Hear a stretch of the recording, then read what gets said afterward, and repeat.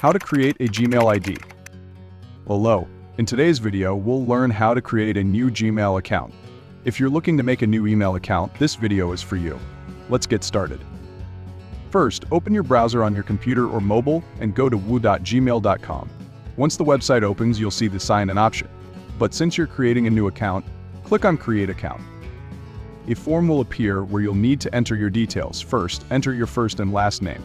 Then, choose the email address you want to use. Remember, this email should be unique, and you can base it on your preferred words or name. In the next step, you'll be asked to enter your date of birth and gender. These details help secure your account better. Next, you'll need to set a strong password. Use a combination of numbers, letters, and special characters to make it secure. After entering your password, confirm it by typing it again. Then click Next. Congratulations! Your Gmail account is now created. You can now easily send and receive emails. Plus, you have access to other Google services like Google Drive, Docs, and YouTube.